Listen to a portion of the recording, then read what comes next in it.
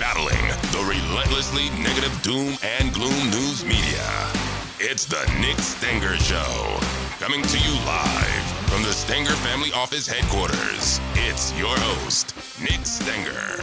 All right, ladies and gentlemen, welcome back to the Nick Stenger Show. My name is Nick Stenger. We are Stenger Family Office for the past 44 years. You'll remember it's been the Stenger family's mission to deliver both clarity and confidence to help secure your family's financial future. Here we are back in the saddle, episode 201. We just hit 200, did the live show. Thank you for coming out to that. If you did join us in person in Naperville, that was so special, such a fun event. And that episode is now live on YouTube. If you haven't watched it yet, we just hit about 2,000 views across all the different platforms. So go watch that show. If you haven't done it already, I outlined the 4 big lies to watch out for as an investor. But this week we are going to cover a different topic, episode 201. And we are going to talk about the real problem with socialism. So don't go away. We're going to talk about that in just one second. But before we do, don't forget to register for Investor Day. We are coming up to this thing so quickly, about 5 weeks out, and the list is getting very, very full. So we are going to send one more email probably this week or next week to remind you to sign up, and then that's going to be it. It's going to be completely full after that. So make sure if you want to come to Investor Day, you have to register ASAP. Don't forget to register October 16th and 17th. Going to be one of the finest events we do all year and probably your favorite that we do. So make sure you come to Investor Day. Let's jump into it today. Episode 201, the real problem with socialism. There are a lot of problems with socialism, communism, Marxism, including that millions of people die every time you try it, and I don't think that we can gloss over that important fact. But I think the real problem with socialism isn't even that. And I just want to mention something that Brian Westbury from First Trust Portfolio said. He did a excellent speech about this, about the Great Reset that we had gone through with COVID, talking about all the different socialism and communist things that we did during COVID to battle that. And one of the things that he brought up was the fact that socialism, communism, the worst part about it is it steals people's ability to work. It cannot go overlooked the fact that work is such an important thing that we do. It gives us purpose, it gives us meaning in life, and it gives us something to look forward to work and create something with our hands. And so what happens ultimately, yes, there are millions of deaths with communism. That is terrible and awful, and that's really a major problem with all these things. But at the same time, the biggest thing is it steals people's freedoms and liberties and their freedoms to create. And so why am I talking about socialism this week? Why are we going to bring this up and probably talk about it for a couple more episodes? It's because of what's happening in New York. You're seeing this guy, Mondami. He's in the lead over Cuomo and the rest of the candidates, including Eric Adams. And Mondami is basically leading the pack here, 46%. Cuomo's at 24% in the polls, which is a pretty wide gap. It's possible that you see him actually take the election. Now, we'll see what happens when the field consolidates, but if you end up with a socialist in New York City, I think it really does beg the question, why are we ending up in this spot in the first place? Well, you have to remember the past 4 or 5 years now with COVID, we've printed almost 50% more dollars in the economy. So anybody who had assets at the beginning of COVID, anybody who owned a home, anybody who had stocks like most of our clients, anybody who had any sort of assets has done okay. Yes, you're feeling the pressure at the pump. Yes, you're feeling the pressure at Costco when you go for your blueberries, and next thing you know, it's $300 later. You're wondering what happened. When you go to Jewel Osco, you go to HEB, wherever it is that you shop, you're feeling the pressure. But if you had assets, you're keeping up with that pressure because remember, equities raise prices in real time to be able to beat inflation. And so, yes, your Costco stock has gone up over 150% the past 5 years. Your Casey's General Store stock has gone up. Everything has gone up that's been a good asset, a good equity. Even your house is probably up 40 or 50% the past 4 or 5 years. So you've been okay. You've survived. Equities have been the best hedge, bar none, and have beaten inflation just like they did in the 80s. We came into 19%. You have to remember 19% interest rates in the 1980s. And equities still had 8 to 10 of the best years they've ever had. That's why I said just be careful before you panic with high inflation, high interest rates, because these are different interest rates than we even had in the 80s. And that's why I think this bull market is set to continue. That's why I say you have to be in equities for the long run. Why? Because that's how you're going to deal with this. But anybody who didn't have assets, everybody, and we feel terrible for these people. We feel terrible for people who are struggling right now because it's not their fault that the government printed 50% more dollars. Remember, under a red and a blue president, this was bipartisan. Trump started the fire, and then Joe Biden came in with a massive tank of gasoline and poured it on top of the raging fire. Terrible, absolutely awful. He passed this thing called the Inflation Reduction Act. What a joke. And but again, I blame both sides. Both sides have done this. They're going to keep doing this. They're going to keep throwing gas on the flames of inflation. Why? Because they love to print M2 money supply. So all that to say, the lower and middle classes have gotten absolutely crushed. You've seen real wages not keep up the same way that housing has gone up. And why is it so hard for millennials to buy a house right now? Because truthfully, their incomes have not kept up with housing prices. Okay, so it's not that people are getting more and more greedy when they go to sell their house. That's not the case at all. It's just the fact that the dollar is less powerful today than it was. It's actually 50% less meaningful today than it was at the beginning of COVID. So it's just that your dollar buys less house, and Brian Westbury covered this. He's talked about this extensively, and we've talked about him on the show. He's been on the cutting edge of this. And so if you followed Westbury, if you followed Dr. Siegel and the Wharton School, if you followed Dr. Milton Friedman and the writings that he did and his Nobel Peace Prize winning study that said inflation is always and everywhere a monetary phenomenon, then you knew this was coming. And so that's the reality of where we're at today, is the lower and middle class are feeling the pinch, and rightfully so. It's been the effect of a big government printing too much money. So what I want to do is just explain the fact that socialism is not our answer to the problem. In fact, it will make the problem worse because the money printing in the first place was socialism. It was a form of Marxism. And you have to understand that one of the tenets of Marxism is central banking. You cannot have Marxism. You cannot have centralized control of everything unless you take over the money supply. And so that's why there's famous banking families on record saying, I don't care who makes a country's laws. I care about who controls the money. And if you listen to that should scare the pants off of you, because if you can get control over a country's money supply, you now have control over everything else. It doesn't matter if you pass reform with taxation. It doesn't matter if you pass reform with budget cuts or anything else, because the government at the end of the day can just print money. They can just make a fugazi-wazi economy out of thin air. And this is very personal to me, because you have to understand my grandmother on my mom's side came straight out of Hungary during World War II. She escaped the Nazis, and yes, she saw the horrific actions of the Nazis with the Jewish people in Hungary, and she fled that, and she came to the United States in her 20s. And I grew up with my grandma teaching me that you never, ever want to go down the road of socialism and communism and Marxism. And if you've ever met somebody from Cuba, they feel the same way. If you've ever met somebody from Venezuela, they feel the same way. Why? Because they got a taste of it. They tried it, and guess what? It failed. So now you're saying to yourself, oh no, that wasn't real socialism. That wasn't real communism. We've got to give it one more try. If we just tweaked it a little bit, we could get it right. And this time it's going to be different. And it's like, no, it's communism, it's socialism. It aligns against human nature. And so this is the problem that people are now saying. We can prescribe this solution of socialism to the problem of a big government by making the government even bigger. Well, it's like, no. Your problem in the beginning was too much government, and now you're trying to apply a solution of more government to fix that. Yes, we have to have government, and so don't listen to the show and say, oh, Nick is an anarchist, and I'm sure somebody on the YouTube comments is going to come in with, oh, you just don't want any government and all. No.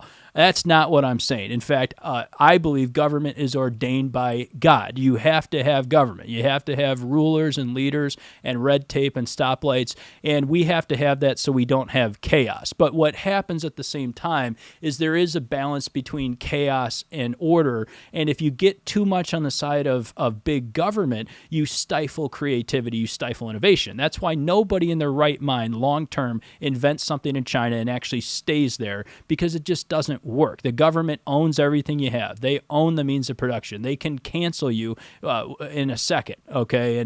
And so I'm not saying that an element of that doesn't exist in the U.S., but the U.S. is the last and best hope. I'm not saying it's perfect. I'm not saying we have all of everything figured out, but there's a reason people go across shark-infested waters on life rafts to get here. There's a reason people are flooding the southern border. There's a reason people want to be here. And that points to the fact that the U.S. is the last and best hope. If you're going to start a company and you're going to build wealth, you want to do it in the U.S. So the answer is not more government. The answer is less government, less burdensome rules and regulations on entrepreneurs. Why? Because entrepreneurs are on the cutting edge. They're on the forefront of inventing technology. And I think technology is literally a miracle. I think technology is basically God's gift to us. It's a miracle because what it does is it makes life better and it reduces input costs. It makes us be able to do more with less. And so if you're wanting to conserve the earth and you want less carbon and you don't want to walk outside and have it be like smoking 4 packs of cigarettes like it is in China or some places in India. You should want entrepreneurship, because entrepreneurs and innovators have been on the cutting edge of getting these problems solved. And again, they need some red tape and some rules and some roadmaps and things like that, of course. But at the end of the day, the U.S., where all the entrepreneurs are, has been on the cutting edge of reducing emissions. So again, like all these things that we agree on, all these things that we all want have happened because of entrepreneurs. Entrepreneurs have created all the life-saving medicines that we have. We have entrepreneurs on the cutting edge of helping us live longer and live better lives and making work more enjoyable and all the rest of it. And that's what we should want more of. If you were to put a bunch of Marxists in a room or a bunch of communists or even socialists in a room, and you were to have them centrally plan the economy, it's kind of like what Henry Ford said. If I asked what people wanted, they would have just said a faster horse and buggy. They would not have invented a car. They would not have invented a plane. They would not have invented rockets that are now going into orbit. They would not have invented Tesla and Starlink and all these different innovations that we have that are changing our lives. And so that's the cutting edge of entrepreneurship and capitalism. Now, I know capitalism is a dirty word in today's world. You can't say that you like capitalism, but even despite capitalism's problems, it's not perfect. It is better than the alternative because we don't live in a vacuum. We don't live in a world where you just don't, there's incentives. We don't live in a world where we just, you can try any system you want. It has to align with human nature and reality. And I think that's the problem that the communists, the Marxists, the socialists don't understand is their ideas have been tested in a classroom. Their ideas have been tested in theory. But when you actually put them to work, it collapses. Why? Because you always end up with everybody equal, but equally poor. Capitalism is the only system where somebody can go from zero to becoming a billionaire. Now, you say, Nick, that's not true. If you look at the billionaire list, all those people inherited that money. That's the exact opposite. In fact, something like 70 to 80% of the Forbes billionaire list started with zero and did not come from wealthy families because this country afforded them the ability to move up. And that's the cool thing about the United States. So, where do I think all this is going to head? And then I want to give some pointers if you are a person who feels like they got left behind financially the past 4 or 5 years, what to do to address some of these problems now. But let's just start by saying, where is this going to end? I do think you're going to see more and more of a push of this idea that socialism's going to work. You're going to see more and more unrest. You're going to see people who want to take down the capitalists. And you saw this during 08 and 09, where they were talking about occupying Wall Street, and really their anger is misdirected, okay? I think there's two things. If you're going to be angry about what's gone on the past few years, what you should be angry about is, number one, crony capitalism. Crony capitalism is this fake capitalism where the government supports certain industries. It's the idea that there's businesses that are too big to fail. And I adamantly disagree with the idea that government should be bailing out companies. Absolutely not. Government has no business bailing out institutions. If they can't manage correctly and keep their risks together in their corporation, they deserve to go out of business, because there's plenty of companies who don't get a bailout and they just have to figure it out. So if you're going to be mad at capitalism in some capacity, what you should be mad at is crony capitalism. You should be mad at these government bailouts and picking winners and losers. That's absolutely correct. The number two place you should be upset with, if you're going to be upset, is the politicians who really are just one big uniparty. And that's what we have in D.C. We just have a bunch of 90-year-old dinosaurs who have been there since literally like the country was founded. Some of them look like they were there when the Declaration was signed.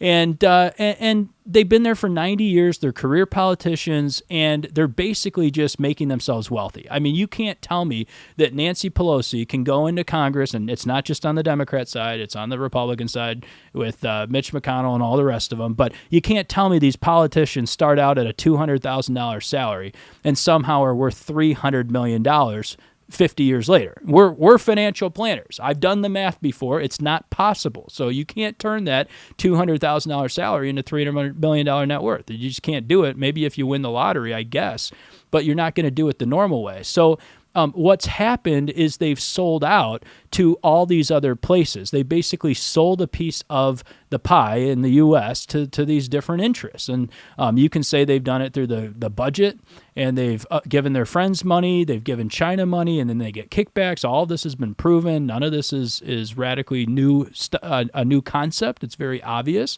on both sides of the aisle, Republicans and Democrats. And there's no real incentive to change Washington. There's no real incentive to change things because the status quo has made all these people very wealthy.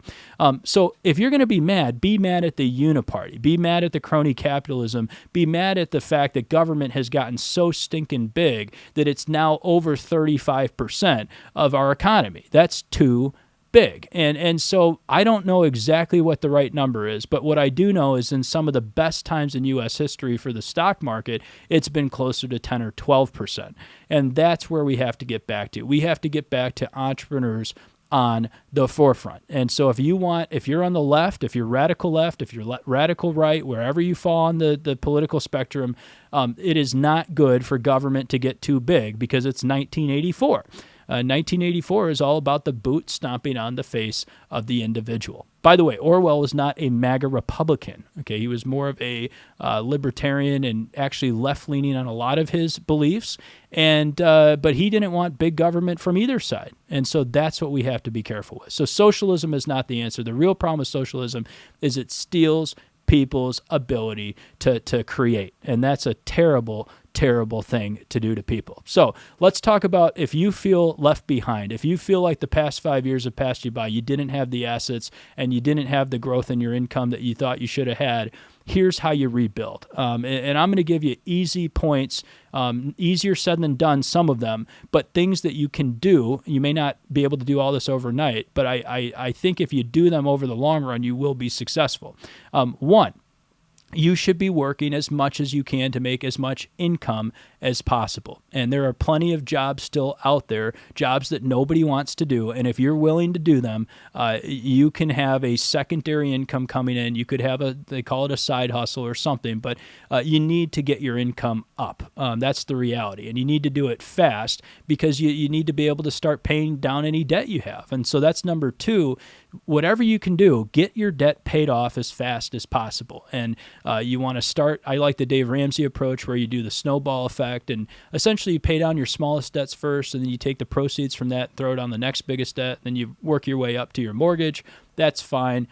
He doesn't like the idea of paying the highest interest loans first. He likes the smallest loans. I tend to agree with that because I think it deals more with reality than how people think it should be done. So get your debt paid off. You got to get your credit card debt paid down. You got to make sure you don't have a big car note. Make sure you start paying down your student loans and your installment loans. And the only way you're going to do that is, one, make more money, or number two, spend less. And it sounds easier said than done, but I see people all the time who complain about not having any money, and they could easily just stop going to Starbucks every day. I mean, if you're going to Starbucks every day, that's on you. You can make a coffee at home for 15 cents. You can pack a sack lunch to work. It's not rocket science, but you've got to get that number up, or you got to get your income up. If you can do both at the same time, now you can get that debt paid off. So get debt free as fast as possible. Get rid of those loans. And then the third thing that you ought to be doing is getting invested soon. You need to be investing early on in life. And if you're listening to this and you're in your 20s, or you're maybe even a little bit younger or something like that, maybe you have grandkids that are in their 20s, tell them to open up a brokerage account, an investment account, and get moving now. We do that. We do $1,000 investment accounts at Stenger Family Office. You could do it anywhere you want, but get invested early, because the compound interest is going to make a huge difference. And I know this sounds very obvious, but mathematically speaking, depending on what your income looks like, the money that you save from 22 years old to 30 or even 32 years old, that first 8 to 10 years of your career, could be 50% ultimately of what you have at 60 or 65. That's compound interest. So it's an all-out mad dash from 22 to 32 to save as much and invest as much as you possibly can. So get invested. And then the last piece of this is, once you have some of these debts paid down, once you're able to build up a little bit of an emergency bucket, my advice to people has been, don't worry and rush into buying a house. I get a lot of people who say, oh, Nick, I really want to buy a house. I want to buy a property. Just wait for the time when the time is right. And if you don't need a house, don't buy one. It's not necessarily a better financial decision, because you're going to have repairs, you're going to have maintenance, you're going to have property taxes and interest. Just wait for when you can actually really afford it. And it's okay to pay a little bit of rent, but just make sure you're not paying more than you really can afford. So those are the steps that I would take. I know they're not radically complex. They're not radically hard in theory, but if you can start by maximizing your income, watch those little expenses, and then at the same time get that debt paid off, you're already on a great track, and you can catch up. You may not be worth $1 billion, but you can at least catch up and get your money working for you, because eventually what's going to happen is you're going to retire in 30 years or however long, and the only income you're going to have is probably Social Security and then the money that's being generated from your investments. So all that to say, socialism's not the answer. The answer is more entrepreneurship and getting the government out of the way of innovators with the right rules and red tape and all the rest of it. And that's what's going to lead to the U.S. Staying as the number one place for entrepreneurs in the world. Argentina tried this. They did a radical pivot from socialism to capitalism, to letting free markets thrive. And if you look at what's happened in Argentina now under Javier Milei, they haven't nailed every little thing. They haven't gotten it completely perfect, but they've gotten inflation down, and they've also seen their stock market go up about 90% in not that long. And so that's what we all want to see here as well. So stay on your plan. Thanks for being with us. We're headed right towards 6,700, which was our initial target at the end of last year for 2025. And I'll remind you, we didn't pivot. We didn't cut our estimate when tariffs came out. We've been steadfast. We've been consistent on the show. So why do you keep coming back each week? Why do we keep coming back? Because we're telling you to just stay on your plan. We're going to tell you the same consistent message. Don't panic, and I don't think you should panic this time either. So stay on the plan, and I think you're going to be happy that you watched your stocks go up, and I do think you're going to see the S&P at 6,700 in pretty short order. Thanks for being on. We'll see you next time for episode 202.